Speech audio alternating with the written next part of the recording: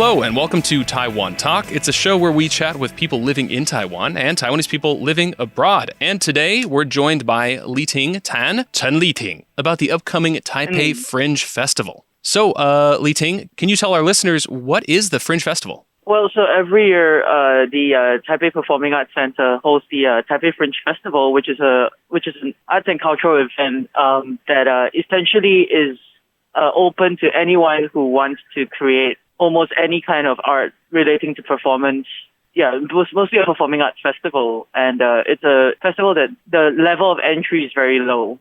So as long as you are able to find a venue or be supported by one of the venues that are provided by the Taipei Performing Arts Center and in partnership with other venues, anybody can join this festival. So for the Taipei Fringe Festival, what constitutes something as fringe? Well, fringe, if you take a leaf out of like the other sort of famous fringe festivals around the world, there's the Edinburgh Fringe, which is one. And then there's, I think Sydney and Melbourne also have their own fringe festivals. And Singapore also has this Singapore Fringe Festival. It's usually more non-mainstream. It's a little bit more experimental. You get to do things that are slightly different. You're not bound by just doing theater or dance or performing arts or music. You can do almost anything, or cross-disciplinary or whatever. And it's really a platform for works that you don't usually see in a major festival. That sounds awesome. What you said, interdisciplinary, so like interactive, or what kind of disciplines are we looking at here? So for example, there's an act that marries circus, like acrobatics, with like stand-up. Oh, that sounds awesome. And then there's us. We're doing drag and theater. And then I think there's an act that's infusing belly dance with modern music. I'm not too sure, but the circus one is really cool. There's a clown act who is doing mime and physical theater. And then there are dancers who are incorporating visual art and dance. That's what I mean by interdisciplinary. So people are marrying different art forms together. That sounds awesome. And so much like maybe a film festival or another fringe festival, it will be kind of all over Taipei. Yeah, there's several venues. Like we are in a venue in Linsen, which is already a fun place for performance. Yeah. And it's a converted. I think it used to be a old building that was converted into an art space. So we're in the basement there. There are several groups that are going to be in the Shilling Night Market. They have partnerships with restaurants in the Shilling Night Market. And then if I'm not wrong, with the Shilling Sports Center, there's also some performances happening there. So we're all over the place. We're, in shops, we're in restaurants. Every venue has an interesting sort of angle. I think what the Fringe Festival tries to do is to take performing arts outside of traditional performing spaces. That is great. We need more experimental art forms out there. And also I like the way that it just brings the city alive, where there's performances kind of all over the place. So you're directing a show with, I believe it's Drag Royals Taiwan. Yes. And it's called, I am. I've read, it's called Journey to the Jest, a Pilgrimage in 72 Transformations. Yes. Can you tell us about that? So it's a adaptation of the I think very well-known myth Journey to the West, where the monk Tang Sanzang is on the way to the West to retrieve some Buddhist scriptures, and on the way he has two disciples. The most famous of is the Monkey King, of course, Sun Wukong, and then there's also a horse. and there's also a horse. Okay. Well, the myth, as far as I know it, is that, and the four of them are on the way to the West, and they just basically along the way just meet a lot of demons who are trying to prevent the Buddhist scriptures from being brought back. And the three disciples, use their martial arts skills to protect the monk, and that pretty much forms the whole myth. But all of this is sort of the backstory, for.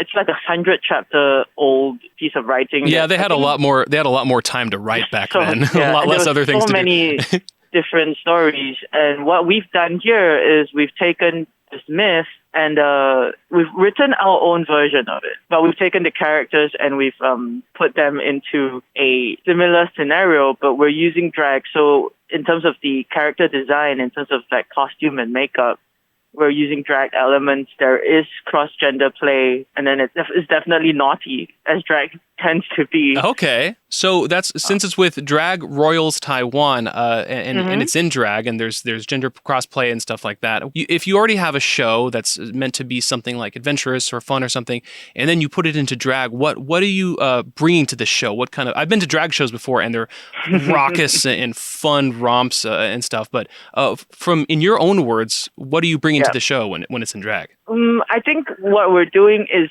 to me, drag is very exaggerated, and it's very aware of its form and the way it's playing. And we're bringing the sort of exaggerated performances. It's going to be campy. It's going to be fun. I love campy. Now, for listeners, can you explain what campy is? What's the personality of campy? No, that's I'm making you explain because it's already tough for me to explain. In your face, it's exaggerated. You know that we're making jokes. We'll even wink at you to be saying that we're making jokes. Okay. But purposely being naughty in a way, I guess. Okay. I mean, camp for me is just larger than life. It's just it's exaggerated and it's big and you're enjoying it. I think that's how I would describe it. Speaking of larger than life, another thing I love about drag shows and drag performers is that the names. There's something special about the names. Like I've seen your show. There's, for example, we have Wicked Patricia, we have Oliver Tripp. And you also perform. I'm not revealing your secret identity, right? If I tell you, no, you perform as Uncle Southside, which is also awesome. Southside Tingles, Southside Tinkles. Okay, is there an unspoken set of rules on which names are good enough for drag performers, or how do you make a name for yourself? How do you make a name for yourself? That's a good way to put it. I think we all find ways to, most of the time we find puns. Most of the time we try to make something funny. So there's a drag king in Taipei called Existential Crisis. Oh my God. It's Eggs Essential, and we call him XZ for short. Okay. And then in Mandarin is 乱弹阿翔, as in a play of this, there's a Taiwanese rocker called 乱弹阿翔, but he's 乱弹, as in messy eggs. Yeah. So it kind of works that way. And then we, you've mentioned some of the other performers like Oliver Tripp and Wicked Patricia. And a few others, which if I may stop us here, a few others I might not say on the radio. But they're awesome. They're awesome. You would have to ask them where they came with their names. But a pun or something that is suggestive is always fun, I think that's part of the camp as well.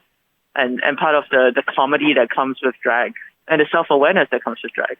And this is the first Taipei Fringe Festival in, I guess, a couple years because of the pandemic? Well, this is its 15th year in the running, I think, if I'm not wrong. But They did cancel last year because of the pandemic. And so they're really glad to bring it back this year. And I think there's over 100 performances.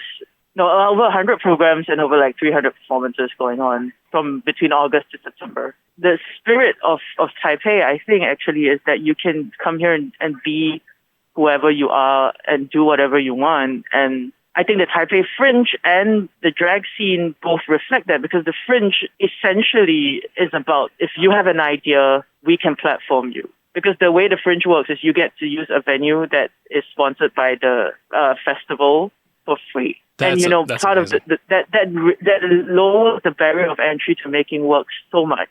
That's amazing. Well, I'm happy to hear that it's thriving so much and that we get to have it again kind of mid to post-pandemic. Is there anything you'd like to tell people about where they can find you or your work? Okay, so, Drag Royals Taiwan regularly does drag shows.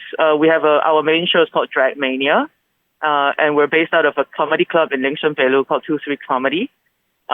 So we hold shows every 1 to 2 months. Our next show is August 20th, so I'm going to plug that. But then I'm going to plug the actual Fringe show, which is Journey to the Jest. It is performed in Mandarin, but with English subtitles. That's awesome. Well, I'm sure Taiwan will appreciate you helping for Bilingual 2030. But that's running September 1st and 2nd. And we have 2 shows a night, one at 7:30 and one at 8:45. It's a 45-minute show. It's going to be a romp from start to finish. Bring your own beverage, I'm going to say that. And it's at venue in Linsen. Come and escape into the West or into the Jest with us. That is awesome. Well, thank you for keeping the scene alive. And to anyone else, if you're interested in seeing the marriage of acrobatics, stand-up comedy, drag shows, and all kinds of other disciplines, head on out and check out Taipei Fringe Festival. Performances all around, especially this Journey to the Jest. Thanks for speaking with me today. Thank you so much, Trevor. For everything else, thanks for listening. And until next time, I'm Trevor Tortomasi on ICRT FM 100.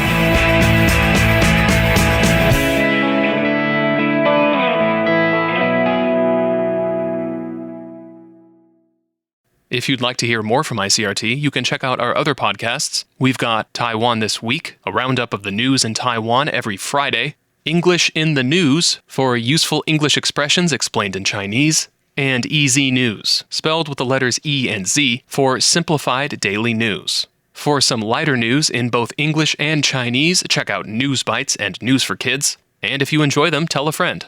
Thanks for listening.